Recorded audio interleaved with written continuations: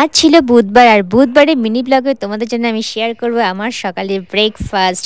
সব সবজি দিয়ে স্টু বানাবো। তো চলো দেখে নাও কী কী সবজি আছে। প্রথমে রয়েছে বিনস, তারপর বিট, ব্রোকলি, আলু, পেঁপে, টমেটো, পেঁয়াজ, গাজর, আর এখানে মটরশুঁটি আর কিছু নিয়েছি বেবি কর্ন। আর তার সাথে আমার যেটা লাগবে সেটা হলো এই বাটারটা, আর তার সাথে লাগবে হচ্ছে লেবু আর কিছু রসুন। এছাড়াও থাকছে কিন্তু গোলমরিচ আর সঙ্গে বিট লবণ। তো চলো এবার তো রান্নাটা করতে হবে, আর তার জন্য আমার লাগবে একটা প্রেশার কুকারটা বসিয়ে দিয়ে গ্যাসটা অন করে দিলাম। তো এবার যেটা দিতে হবে, প্রথমে বাটারটা দিতে হবে। বাটারটা বের করে নিই, কারণ বাটার দিয়ে পুরো রান্নাটা আমি কিন্তু করব। তো বাটার দেওয়ার পরে এর মধ্যে আমি দিয়ে দিলাম রসুন থেতো করে দেওয়া। তারপরে রসুনটাকে একটুখানি খুন্তি দিয়ে একটু নাড়াচাড়া করে একটু লাল লাল করে নিলাম। আর এরপরে আমি সব সবজিগুলো এক এক করে দিয়ে দেবো।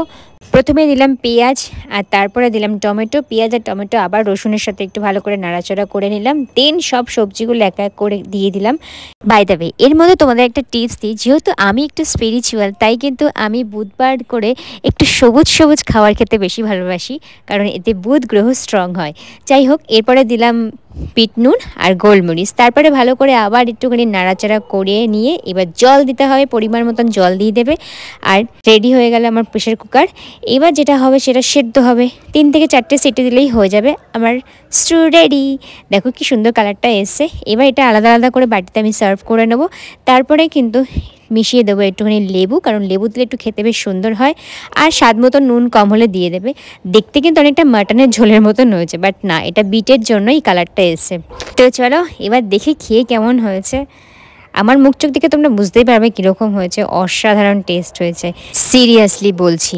বাট আমি যেহেতু একটু বেশি ঝাল খাই, তাই আমার জন্য আলাদা করে একটু লঙ্কা কুচিয়ে রেখেছিলাম, সেটা নিয়ে নিলাম। তো চলো রেডি হয়ে গেছে আমার আজকে সকালের ব্রেকফাস্ট। কারা কারা খেয়েছো অবশ্যই বলো, না খেলে এইভাবে করে খেও।